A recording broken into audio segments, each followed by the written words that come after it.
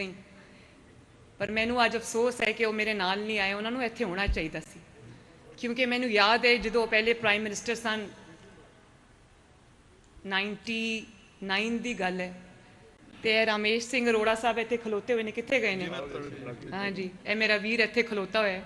इन्हां दे नाल मियाँ साहब नूं एक प्यार है, तो उन्होंने कहा कि ਜਿਹੜੇ ਮੇਰੇ ਸਿੱਖ ਭਰਾ ਨੇ ਉਹ ਬਾਰਡਰ ਤੋਂ ਪਾਰ ਉਹ ਦੂਰਬੀਨ ਨਾਲ ਵੇਖਦੇ ਨੇ, ਤੇ ਉਹਨਾਂ ਦੇ ਵਾਸਤੇ ਰਸਤੇ ਖੋਲੋ, ਬਾਰਡਰ ਖੋਲੋ ਤਾਂ ਕਿ ਉਹ ਆਣ। ਤੇ ਅੱਜ ਮੈਨੂੰ ਇੱਥੇ ਤੁਹਾਨੂੰ ਦੇਖ ਕੇ ਬਹੁਤ ਖੁਸ਼ੀ ਹੋ ਰਹੀ, ਤੇ ਮੈਂ ਇਹਨਾਂ ਨੂੰ ਸਪੈਸ਼ਲ ਇਨਸਟਰਕਸ਼ਨਸ ਦਿੱਤੀਆਂ। ਮੈਂ ਇਹਨਾਂ ਨੂੰ ਕਿਹਾ ਕਿ ਕੋਈ ਤਕਲੀਫ ਨਹੀਂ ਹੋਣੀ ਚਾਹੀਦੀ। ਜਿਹੜੀ ਸੜਕ ਦਾ ਇਹਨਾਂ ਨੇ ਮੈਨੂੰ ਕਿਹਾ ਹੈ, ਉਹ ਸੜਕ ਦਾ ਮੈਂ ਪਹਿਲੇ ਹੀ ਆਰਡਰ ਦੇ ਕੇ ਆਈ ਹਾਂ ਕਿ ਜਲਦੀ ਜਲਦੀ ਉਹ ਸੜਕ ਨੂੰ ਬੋਲੇ ਸੋ ਨਿਹਾਲ। ਤੇ ਮੇਰਾ ਅੱਜ ਮੈਨੂੰ ਆਪਣਾ ਪਿੰਡ ਵੀ ਯਾਦ ਆ ਗਿਆ ਜਿੱਥੋਂ ਦੀ ਮੈਂ ਹੈ, ਜਾਤੀ ਉਮਰਾ ਅੰਮ੍ਰਿਤਸਰ। ਤੇ ਮੈਨੂੰ ਯਾਦ ਹੈ ਕਿ ਮੇਰੇ ਦਾਦਾ ਅੱਲਾ ਬਖਸ਼ੇ ਉਹਨਾਂ ਨੂੰ ਬੜਾ ਉਹ ਯਾਦ ਕਰਦੇ ਸੀ। ਤੇ ਮੈਨੂੰ ਅੱਜ ਵੀ ਪਤਾ ਹੈ ਕਿ ਜਾਤੀ ਉਮਰਾ ਜਿਹੜਾ ਇੰਡੀਅਨ ਸਾਈਡ ਹੈ, ਜਿਹੜੇ ਜਿੱਥੇ ਅਸੀਂ ਹੁਣ ਰਹਿੰਦੇ ਹਾਂ ਲਾਹੌਰ, ਉਹਦਾ ਨਾਂ ਵੀ ਮੇਰੇ ਦਾਦਾ ਨੇ ਜਾਤੀ ਉਮਰਾ ਰੱਖਿਆ ਹੋਇਆ। ਤੇ ਜਿਹੜਾ ਇੰਡੀਆ ਦੀ ਸਾਈਡ ਤੇ ਜਾਤੀ ਉਮਰਾ ਸੀ, ਜਿੱਥੇ ਮੇਰੇ ਦਾਦਾ ਪੈਦਾ ਹੋਏ, ਪਲੇ ਬੜੇ, 14-15 ਸਾਲ ਸੀ ਜਦੋਂ ਲਾਹੌਰ ਆ ਗਏ ਸੀ, ਫਿਰ ਆਪਣਾ ਕਾਰੋਬਾਰ ਸ਼ੁਰੂ ਕੀਤਾ ਉਹਨਾਂ ਨੇ। ਮੈਨੂੰ ਪਤਾ ਹੈ ਕਿ ਉਹਨਾਂ ਦਾ ਜਿਹੜਾ ਘਰ ਹੈ ਜਾਤੀ ਉਮਰਾ ਦੇ ਵਿੱਚ, ਉਹਨੂੰ ਅੱਜ ਵੀ ਪ੍ਰੀਜ਼ਰਵ ਕੀਤਾ ਹੋਇਆ ਉਹਨਾਂ ਨੇ। ਤੇ ਉਹਨਾਂ ਦੇ ਘਰ ਦਾ ਜਿਹੜਾ ਦਰਵਾਜ਼ਾ ਹੈ ਉਹਨੂੰ ਉਹਨਾਂ ਨੇ ਪ੍ਰੀਜ਼ਰਵ ਕਰਕੇ, ਜੋ ਜੋ ਰਹਿਣੇ की जगह थी जिथे वो रहंदे सी ਉਹ ਘਰ, ਤੇ ਉੱਥੇ ਉਹਨਾਂ ਨੇ ਇਬਾਦਤਗਾਹ ਬਣਾਈ ਹੈ। ਤੇ ਘਰ ਦਾ ਦਰਵਾਜ਼ਾ ਅੱਜ ਵੀ ਉਸ ਤਰ੍ਹਾਂ ਹੀ ਰੱਖਿਆ ਹੋਇਆ। ਤੇ ਜਦੋਂ ਕੋਈ ਇੰਡੀਆ ਤੋਂ ਇੱਕ ਵਾਰੀ ਕੋਈ ਜਾਤੀ ਉਮਰਾ ਤੋਂ ਆਇਆ ਤੇ ਉਹ ਮਿੱਟੀ ਲੈ ਕੇ ਆਇਆ ਉੱਥੇ ਦੀ, ਤੇ ਉਹ ਮੈਂ ਆਪਣੇ ਦਾਦਾ ਦੀ ਕਬਰ ਦੇ ਉੱਤੇ ਪਾ ਦਿੱਤੀ।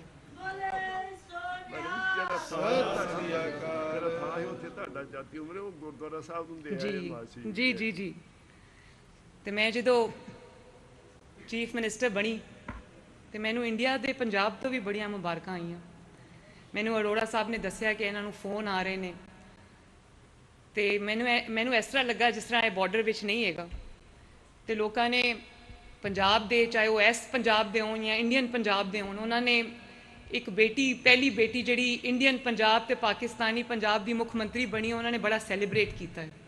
ਤੇ ਅੱਜ ਮੈਨੂੰ ਆ ਕੇ ਅਹਿਸਾਸ ਹੋਇਆ ਕਿ ਇਹ ਗੱਲ ਸੱਚ ਹੈ। ਬੋਲੇ ਸੋ ਨਿਹਾਲ। ਤੇ ਅੱਜ ਮੈਂ ਦਰਾਂਤੀ ਦੇ ਨਾਲ ਗੰਦਮ ਦੀ ਕਟਾਈ ਦਾ ਆਗਾਜ਼ ਕਰਕੇ ਆਈ ਹਾਂ। ਅੱਜ ਮੈਂ ਪਹਿਲੀ ਵਾਰੀ ਕੀਤੀ, ਮੈਨੂੰ ਕਰਨੀ ਵੀ ਨਹੀਂ ਆ ਰਹੀ ਸੀ। ਮੈਂ ਇਹਨਾਂ ਕੋਲੋਂ ਪੁੱਛਿਆ, ਮੈਂ ਕਿਹਾ ਕਰੀਦਾ ਕਿਸ ਤਰ੍ਹਾਂ, ਤੇ ਇਹਨਾਂ ਨੇ ਮੈਨੂੰ ਦੱਸਿਆ ਕਿ ਇਸ ਤਰ੍ਹਾਂ ਕਰੀਦਾ।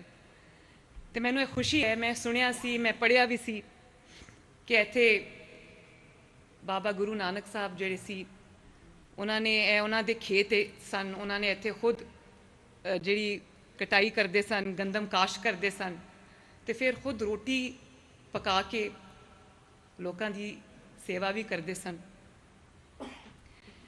ਤੇ ਮੈਨੂੰ ਇਹ ਵੀ ਖੁਸ਼ੀ ਹੈ ਕਿ ਇਹ ਜਿਹੜੀ ਗੰਦਮ ਹੈ ਇੱਥੋਂ ਦੀ, ਹੁਣ ਉਹ ਲੋਕਾਂ ਦੀ ਜਿਹੜੀ ਲੰਗਰ ਸਾਹਿਬ ਹੈ ਉੱਥੇ ਇਸਤੇਮਾਲ ਹੋਏਗੀ ਲੋਕਾਂ ਦੀ ਸੇਵਾ ਤੇ।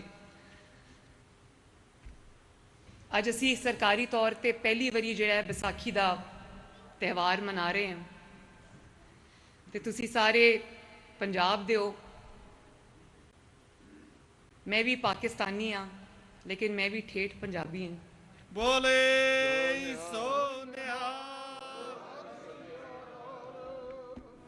ਤੇ ਮੈਂ ਜਾਣਦੀ ਹਾਂ ਕਿ ਪੰਜਾਬ ਦੇ ਜਿਹੜੇ ਲੋਕ ਨੇ ਉਹ ਖੁਸ਼ ਹੋਣਾ ਜਾਣਦੇ ਨੇ, ਉਹਨਾਂ ਨੂੰ ਖੁਸ਼ੀਆਂ ਮਨਾਉਣੀ ਆਉਂਦੀ ਹੈ। ਤੇ ਮੈਂ ਇੱਥੇ ਆ ਕੇ ਅੱਜ ਬਹੁਤ ਖੁਸ਼ ਹੋਈ ਹਾਂ, ਔਰ ਵਿਸਾਖੀ ਦਾ ਤਿਉਹਾਰ ਤੁਹਾਡੇ ਨਾਲ ਮਨਾ ਕੇ ਮੈਂ ਬਹੁਤ ਖੁਸ਼ ਹੋਈ ਹਾਂ। ਪੰਜਾਬ ਤੁਹਾਡੇ ਸਾਰਿਆਂ ਦੀ ਤਰ੍ਹਾਂ ਮੇਰੇ ਦਿਲ 'ਚ ਵਸਦਾ ਹੈ। ਅਸੀਂ ਪੰਜਾਬ 'ਚ ਵਸਦੇ ਹਾਂ, ਪੰਜਾਬ ਸਾਡੇ ਦਿਲ 'ਚ ਵਸਦਾ ਹੈ। ਤੇ ਸਾਡਾ ਇੱਕ ਇਹ ਰਿਸ਼ਤਾ ਵੀ ਹੈਗਾ। ਮੈਂ ਹੁਣੇ ਗਈ ਸਾਂ ਬਾਰਡਰ ਤੇ ਦੂਸਰੀ ਸਾਈਡ ਤੇ ਗੁਰਦਾਸਪੁਰ ਸੀ। ਇਹ ਸਾਡੇ ਪੰਜਾਬ ਦੇ ਪਹਿਲੇ ਨਹੀਂ ਬਲਕਿ ਪਾਕਿਸਤਾਨ ਦੇ ਪਹਿਲੇ ਅਰੋੜਾ ਸਾਹਿਬ ਜਿਹੜੇ ਨੇ, ਮੇਰੇ ਜਿਹੜੇ ਭਰਾ ਨੇ, ਇਹ ਪੰਜਾਬ ਦੇ ਪਹਿਲੇ, ਪਾਕਿਸਤਾਨ ਦੇ ਪਹਿਲੇ ਸਿੱਖ ਮਿਨਿਸਟਰ ਨੇ। ਇਹ ਵੀ ਨਵਾਜ਼ ਸ਼ਰੀਫ ਸਾਹਿਬ ਦੀ ਹਕੂਮਤ ਹੈ, ਉਹਦੇ ਵਿੱਚ ਪਹਿਲਾ ਕੋਈ ਸਿੱਖ ਜਿਹੜਾ ਸਾਡਾ ਭਰਾ ਹੈ ਉਹ ਮਿਨਿਸਟਰ ਬਣਿਆ ਤੇ ਮੈਨੂੰ ਪੂਰੀ ਦੁਨੀਆ ਦੇ ਸਿੱਖਾਂ ਦੀ ਮੁਬਾਰਕਬਾਦ ਆਈ। ਬੋਲੇ ਸੋ ਨਿਹਾਲ। ਜਦੋਂ ਪਾਰਲੀਮੈਂਟ 'ਚ ਮੈਂ ਇਹਨਾਂ ਨੂੰ ਬੈਠੇ ਦੇਖਣੀ ਆ ਮੈਨੂੰ ਬੜੀ ਖੁਸ਼ੀ ਹੁੰਦੀ ਹੈ।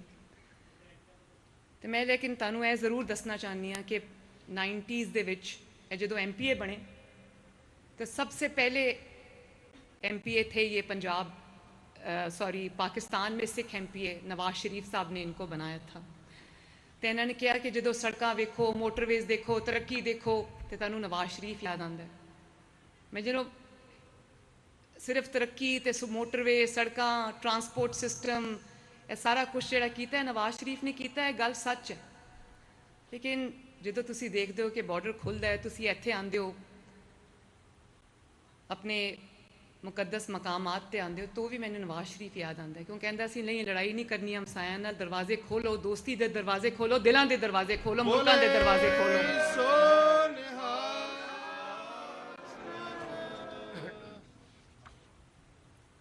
ते मैं पंजाब दी धी होने के नाते, ताड़ी भैन होने के नाते मैं तुहानूं यह कहना चाहती हाँ, चाहे वो इंडियन पंजाब हो या पंजाब पाकिस्तानी पंजाब हो, मैं अपने बजुर्गों का, अपने जोड़े भरा ने उन्हों का, सब का जोड़ा पग है वह शिमला मैं इंशाअल्लाह उच्चा रखांगी। बोले